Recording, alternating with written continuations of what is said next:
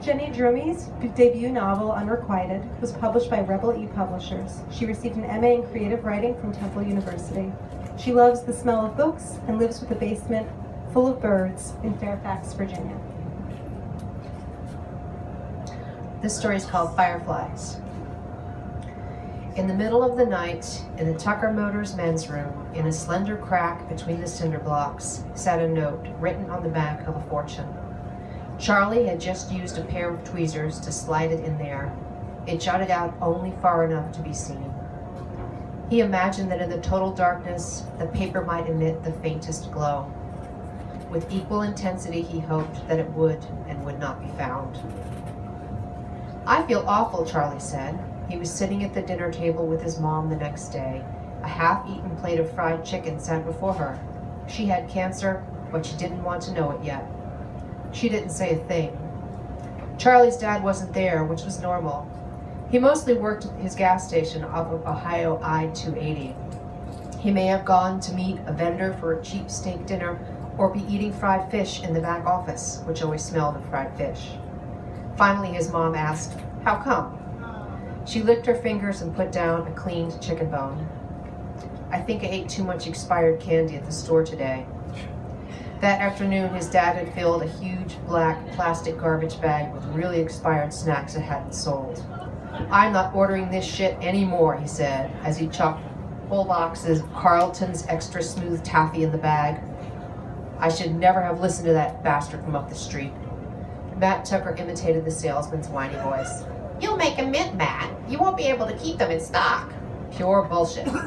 He threw three tins of Peruvian love buttons on top of the pile. When he was done, his dad told Charlie to take the stuffed garbage bag of snacks to the dumpster out back and then get the hell home. The plastic stretched thin in Charlie's fingers as he dragged the heavy bag out the door. Outside, Charlie went through that bag and ate everything he never got otherwise. These premium snacks had been stocked near the register, and his father surely would have seen if they were gone.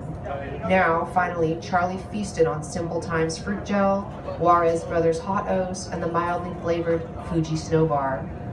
"Well," his mother said from across the dinner table, "it's your own fault then. What did you learn?" She felt a pain in her lower back, but she ignored it, like she ignored most unpleasant things. Charlie shrugged. "Not to eat expired candy?" "No," his mom said, wiping her mouth on her sleeve.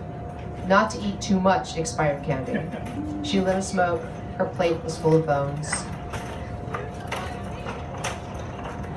If a million years passed between the time Charlie was born and the time he died, and his parents too lived that long, they would never, ever, ever understand him. His dad was always hostile. His mom seemed oblivious. Sometimes when he walked into a room, she looked shocked to see him. Charlie learned to do a lot of things that kids his age had not yet figured out, like build a reasonable fire or do laundry and not destroy the clothes. He also knew how to get in and out of the house at all hours of the night and never get caught. He dropped noiselessly from the window 2 or 3 nights a week and crept through the wet grass, past the hulking garbage cans, and hustled up to Tucker Motors. He took his copy of the men's room key from his pocket, let himself in, and locked the door behind him. Charlie was full of the biggest secret of all, and he knew it was only a matter of time before it came shooting out of him like a bottle rocket down a long, narrow hallway. It would not be ignored. He would get into the most amount of trouble he ever could get in for letting it out. He was constantly aware of the possibility of a spark. He passed hours in the bathroom, breathing the rancid air, watching his warped reflection in the hand dryer spout. He wished to become invisible. He wished to stand in the corner by the plunger and scummy trash can and watch each man perform his secret familiar rituals. A man unguarded, comfortable, ashamed of nothing.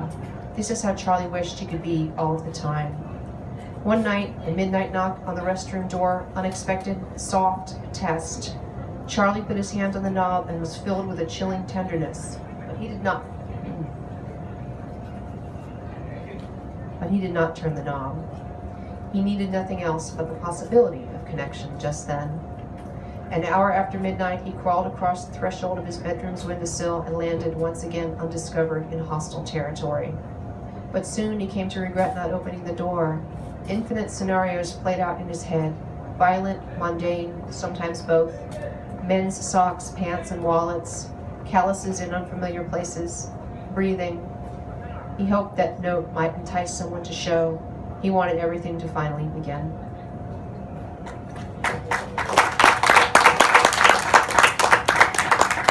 Hi. Do you have an introduction? Or... I was going to introduce myself after. Oh no. Oh yeah. If you, I can try to introduce myself, but Nicole Miller.